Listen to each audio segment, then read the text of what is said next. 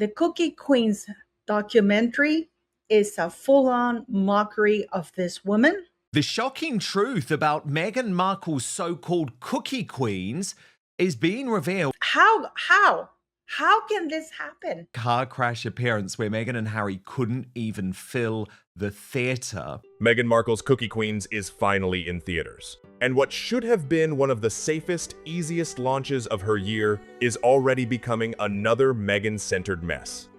The documentary is being branded manipulative. Instead of spotlighting the girls or the organization or the film, Meghan Markle made it all about herself. Who's surprised? Her sweet, keep a good heart advice was immediately thrown back at her. A simple cookie promotion managed to feature another company's jam while Meghan is trying to build her own food brand around spreads. She pulled Harry into the conversation, described his army career in a way that invited an instant correction, then brought up Lilibet, motherhood, her childhood, her favorite cookies, and even marriage advice. Seemingly innocent promotion derailed into a masterclass in narcissistic PR. Somehow, a documentary centered on 4 Girl Scouts has spent release week generating headline after headline about Meghan Markle. And that is what makes this rollout so strange. This was supposed to be an easy win. Meghan did not need to carry the documentary. She did not create the original concept. She did not need to be the main attraction. It could be that Harry and Meghan didn't deliver any actual funding to this. They're just doing the publicity to try to get it in the news and give it a little bit more coverage because of their infamous names. The film already had 4 girls with their own stories, personalities, families, competition, and cookie-selling season. All Meghan really had to do was lend the Sussex name, use her profile to bring more attention to the project, praise the girls, and then allow them to remain the focus. Simple. Yet once again, Meghan somehow became the biggest story surrounding the project. Invent a brand new cookie flavor. It looks disgusting. Actually, that doesn't even look like a cookie dough. It looks like, I'm sorry, it looks like poo. You know what I mean? It looks like a meatball. It's very unappetizing. It's very gross. I'm sorry. I'm sorry. And no shade on the girls, but this is terrible. And the first problem is not even about her personal promotion. It is about the film itself. Cookie Queens has already been hit with the word manipulative, which is about the last label a wholesome documentary wants attached to it. The entire format depends on viewers believing the emotions they are seeing. The moment people begin wondering whether scenes were pushed too hard, cut too neatly, or packaged to force a reaction, the glossy image starts to crack. That is particularly awkward, because Meghan has promoted the documentary with exactly the opposite message. I question the thought process of whoever had her come on board and get involved.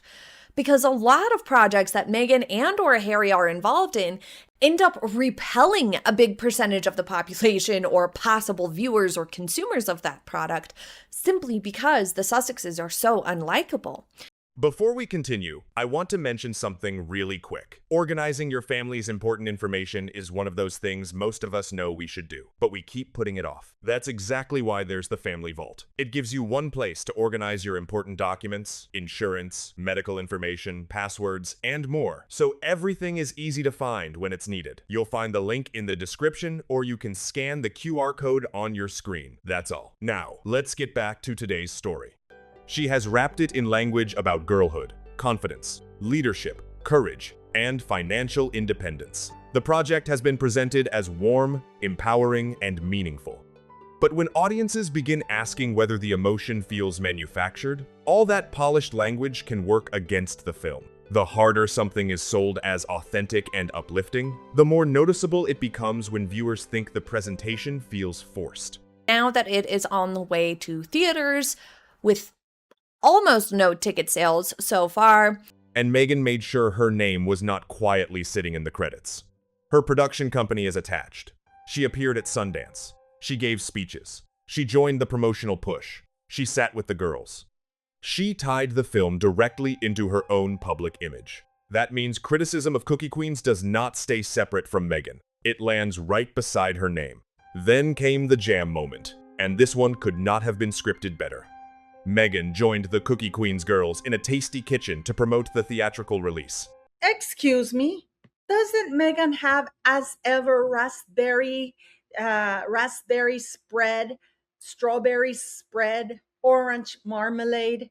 And here you have Bon Maman, which is absolutely delicious, cheaper, and actually proper jam, and reserves.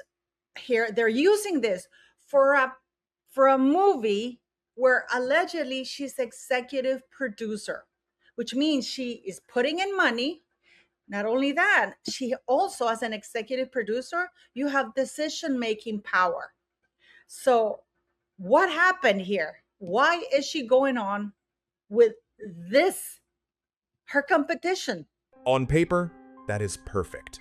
Make cookies, let the girls have fun, talk about the movie, and create a few easy social media clips. Then Meghan starts explaining how she eats Girl Scout cookies. She says she likes Thin Mints, she likes lemonades, she likes shortbread.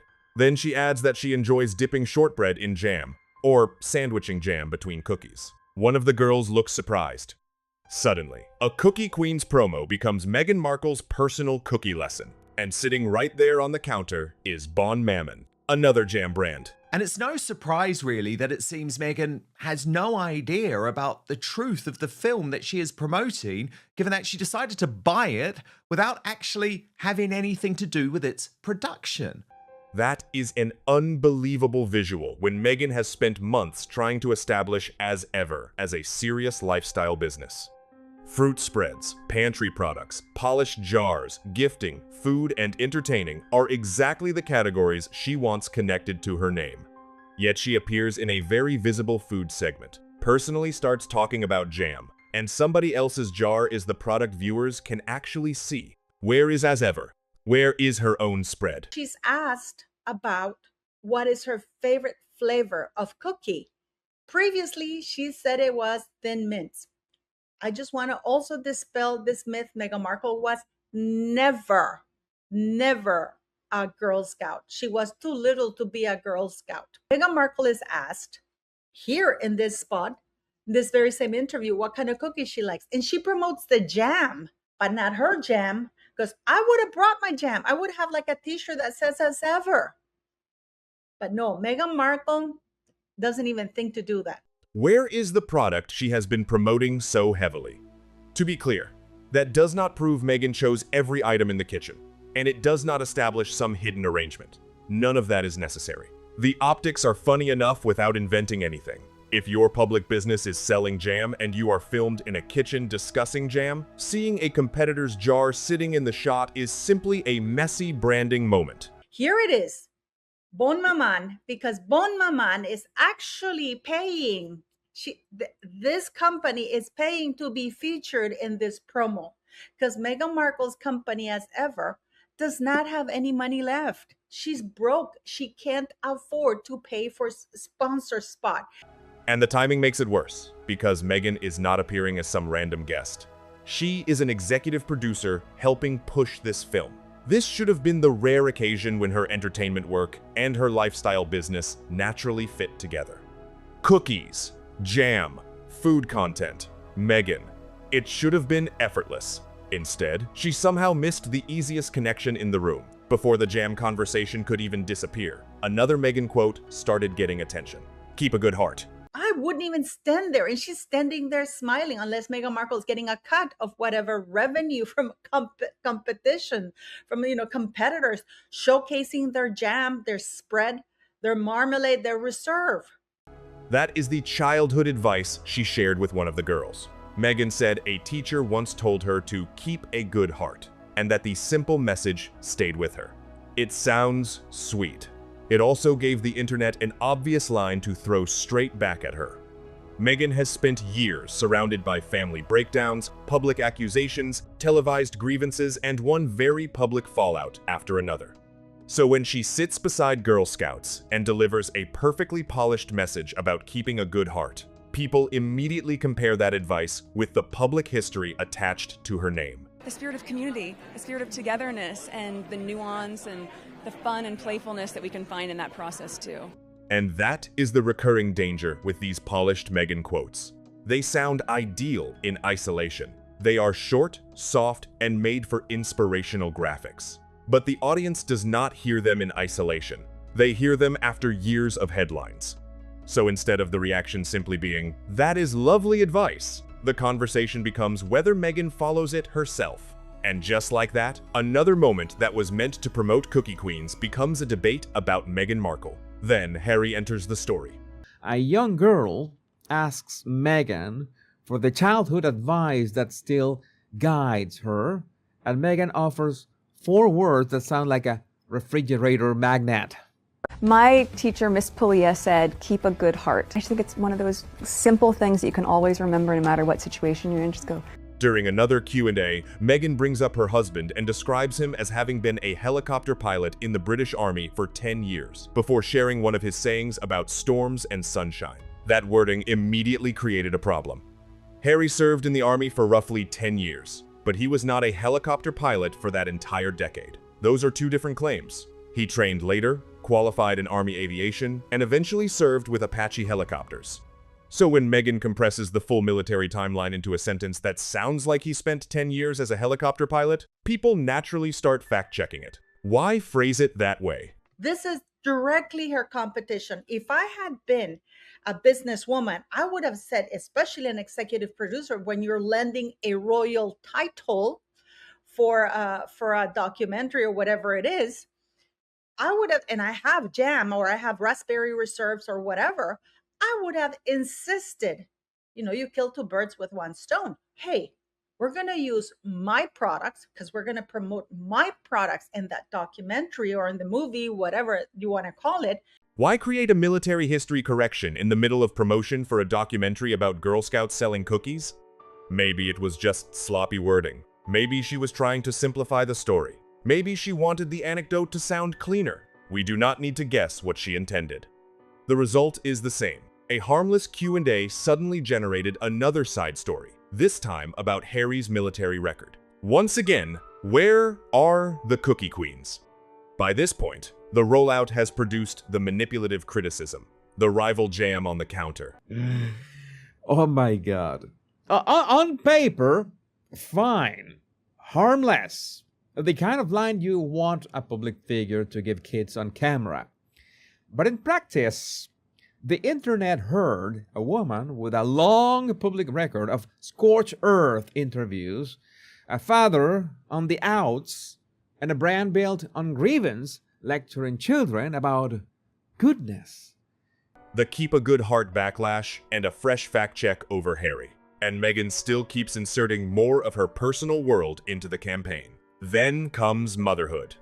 Asked about her superpower, Meghan says, being a mom.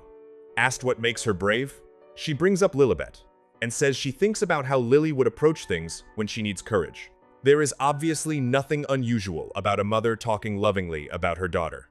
But look at the bigger promotional picture. What is the movie being sold here? Cookie Queens. Who are the actual subjects? 4 other girls. One person wrote, essentially, that Meghan never took her own advice, and another said you have to have a good heart to keep a good heart. A third went for the jugular and suggested that people who preach kindness the hardest are often the ones who need, to practice it the most. Someone else said it went in one ear and out the other, and yes, the inevitable line. A good heart? Meghan, not sure you have one at all. Yet what have people repeatedly learned from the promotional coverage? Meghan's daughter, Meghan's motherhood, Meghan's husband, Meghan's childhood teacher, Meghan's old Girl Scout memories, Meghan's favorite cookies, Meghan's jam habit, Meghan's advice, Meghan's personal philosophy. That is the problem. Can most casual viewers name all 4 girls and Cookie Queens without searching for them? Probably not. But now, they know Meghan likes Thin Mints. They know she puts jam on shortbread. They know her teacher told her to keep a good heart. They know Lilibet makes her feel brave. It feeds directly into the narrative that the Sussexes frequently embellish their histories to sound more impressive. They know Harry apparently gives advice about sunshine above storms. That is a terrible imbalance for a promotional campaign supposedly designed to elevate the girls.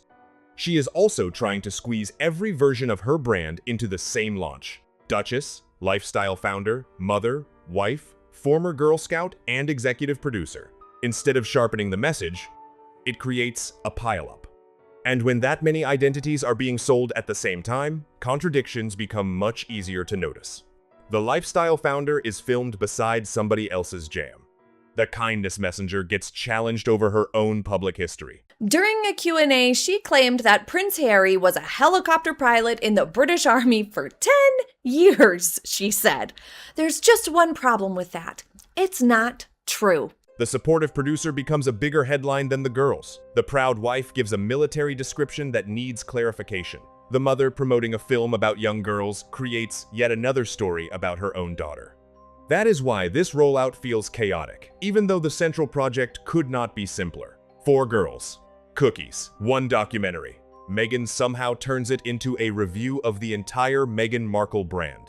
The royal branding creates another awkward contrast. The Duchess of Sussex title helps bring global attention to a very American Girl Scout story, which is exactly why attaching a famous executive producer can be useful. It's really not good for the project, for the movie itself, to be associated with Meghan, who is actively making bad press and lying while promoting the movie. But that attention is supposed to lead viewers back to the film. If the title brings people into the story only for the resulting headlines to become Meghan talks about jam, Meghan talks about Lily, Meghan quotes Harry, and Meghan shares childhood advice, then the royal profile may be boosting Meghan more than it is boosting Cookie Queens. That is almost the reverse of what the partnership is meant to do. And remember, Meghan and Harry did not build this documentary from the ground up. They joined an existing project as executive producers. When she does stuff like this, it further takes attention off the project because then we have a whole slew of articles and news about Meghan's falsehoods instead of the actual thing that she's there to promote. The film had already been developed independently. The girls, their families, the footage, and the director's work existed before the Sussex name was attached. So Meghan's role should have been very straightforward. Make their movie bigger. Do not make their movie about Meghan. And this is where the January Sundance screening matters, because the warning signs were already visible months ago. The screening was not some impossible royal event with every seat locked down from the beginning. There were visible, empty seats before waitlisted viewers eventually filled many of them. This was meant to be kind of a bit of a saving grace for Archewell, if you will, because their most recent efforts, the With Love Meghan, Harry's polo thing, just really didn't do so great. Ended up a bit of an embarrassment for them in terms of like business and production companies and whatnot. It didn't go well. So currently their portfolio is in need of a success desperately. Meghan gave a major speech, leaned heavily into words like powerful and meaningful, and again tied the story back to her own Girl Scout background, motherhood, Lilibet, and Harry. That was January. The reason it matters now is that the same pattern has returned during the actual release, only louder. Cookie Queens goes out into the world, and Meghan keeps swallowing the promotional conversation around it. Now add criticism of the documentary itself, and every smaller mistake becomes more damaging. If the movie were receiving nothing but praise and every promotional appearance went smoothly, Meghan aggressively uses her title. She has a staff member announce her name and her title when she enters a room, for goodness sakes, the most bizarre thing you could possibly imagine. And she relies on her title for everything, to get special treatment, for all these sorts of things. She's very entitled with it, right? almost nobody would care about one jar on a kitchen counter or one badly phrased sentence about Harry. But when several awkward moments arrive together, they start reinforcing each other. The jam is no longer just jam. It becomes another example of Meghan's lifestyle brand looking disconnected from her own public appearances. Keep a good heart stops being only a sweet childhood quote and becomes another argument about hypocrisy. The Harry anecdote stops being a harmless marriage story and becomes another correction. This is where the optics get sticky. For a couple famously vocal about protecting children, critics say the film quietly exposes a system that feels off. It's exploitation hiding in plain sight. The Lilibet answer stops being only a mother talking about her offspring and becomes another example of a movie about other girls producing coverage about Meghan's family. And over all of it sits that one ugly word being attached to the documentary: manipulative. This was meant to be wholesome. That is what makes the disaster so bizarre.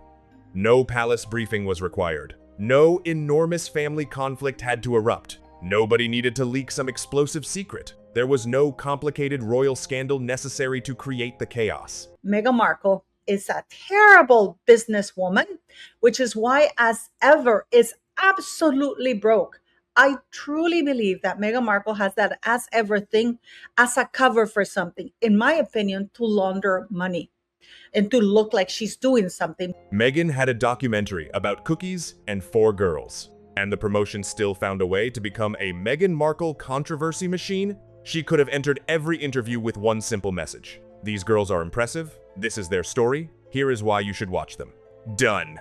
Instead, the audience keeps getting Meghan, Meghan, and more Meghan. Her childhood, her daughter, her husband, her teacher, her favorite cookie, her jam, her superpower, her life advice. Meghan Markle and Prince Harry's epic disaster at the Sundance Film Festival, where they can't even fill one movie theater, where they cannot even give an interview without snapping at the reporter and looking like an absolute cow. Eventually, one question becomes unavoidable. Is Cookie Queens really being promoted? Or has it become another background set for the latest version of Meghan's personal brand? Because that is increasingly what the rollout looks like. She gets the executive producer credit, she gets the royal title in the coverage, she gets the red carpet, the speeches, the lifestyle connection, the motherhood angle, and the wholesome imagery. But the actual test is whether her involvement helped the documentary. Did it generate more headlines? Obviously. What makes it Kino is the mismatch. The advice is frictionless, but the biography says otherwise.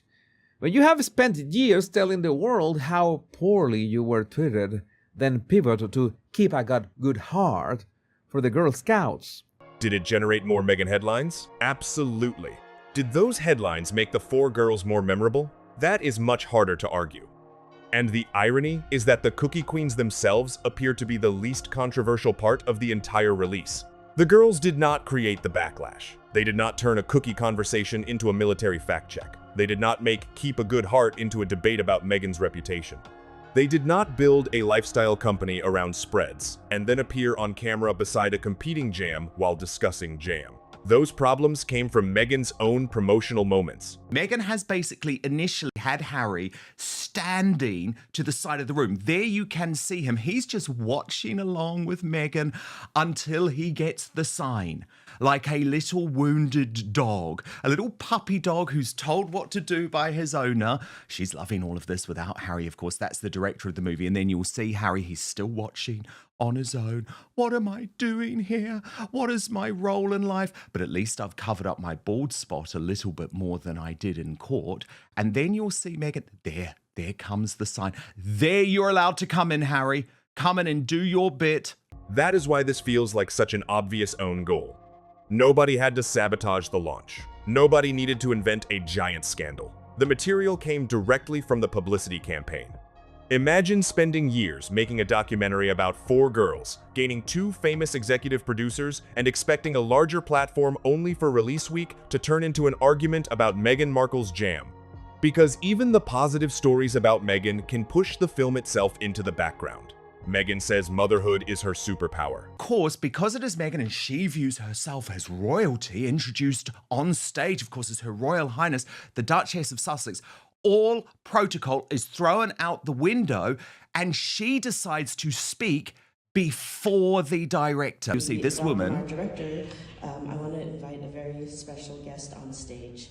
Can you please join me in welcoming Meghan, Duchess of Sussex? So use of the title, and she makes the point that it's before the director, and Meghan comes out. What an outfit, by the way. Before we continue, one quick thing. One thing I've realized is that most families don't have their important information organized in one place. That's exactly why I recommend the Family Vault, a simple, printable, and fillable organizer where you can keep everything from important documents and insurance to medical information, passwords. You'll find the link in the description, or you can simply scan the QR code on your screen. Now let's get back to today's story. Meghan says Lilibet inspires her bravery. Meghan shares advice from Harry. All perfectly usable celebrity headlines. But where is Cookie Queens? Where are the four girls? What did viewers learn about them? What makes each one memorable? What did they experience? What did they take away from the competition? If the executive producer ends up being more memorable than the people the documentary is actually about, the campaign has lost control of its focus. And that is why the next stage of this release matters. Ordinary viewers can now actually watch Cookie Queens and decide whether the polished empowerment message matches the film. And for Meghan, she wants to be in the world of Love You Movie Mayhem, so really she should be doing and following the protocol, which is, it doesn't matter how big you are as a star. It doesn't matter if you're Brad Pitt, it doesn't matter if you're George Clooney, doesn't matter if you're Jennifer Lawrence. You do not speak at a film festival before the director of the movie. They can decide whether the emotional moments feel authentic. They can decide whether Meghan's very visible role helped bring attention to the girls or distracted from them. But first impressions are already forming, and the first impression of this rollout is chaos. A documentary sold as empowering is being called manipulative. A cookie video meant to make Meghan look relatable turned into a competitor jam embarrassment. A wholesome quote about keeping a good heart became ammunition against her. A story about Harry led to a correction over his army career. A question about bravery became another Lilibet headline. Meghan Markle has gone too far with the plastic surgery because she has screwed up the top lip of her face. She put it up too close to her nose. Now she barely has any space left between her nose and her upper lip, and it's all crooked. I don't know if she's gone too far. The dentures are a bit too big for her, but they screwed her mouth. And a movie about 4 Girl Scouts has somehow become another argument about Meghan's ability to join a project without pulling the spotlight back toward herself. That is the real story here. Not cookie-selling strategy. Not a giant lecture about Girl Scouts. Meghan. She attached herself to Cookie Queens because the project could make her look supportive, positive, family-friendly, and serious about entertainment. Keep a good heart. She doubles down. It's simple. You can always remember it. No matter what situation you're in, just go, keep a good heart. Instead, the launch is exposing the same weakness that repeatedly follows her public projects. The attention keeps snapping back to Meghan, even when that is the worst possible outcome for the thing she is supposed to be promoting. So, what do you think? Did Meghan's involvement actually make Cookie Queens bigger? Or did she end up hijacking the launch without even intending to? And after everything from this campaign, what do you remember most clearly? The 4 girls at the center of the documentary, or Meghan Markle talking about jam? Because if Meghan is the first thing that comes to mind, then the biggest problem with this release is already impossible to miss.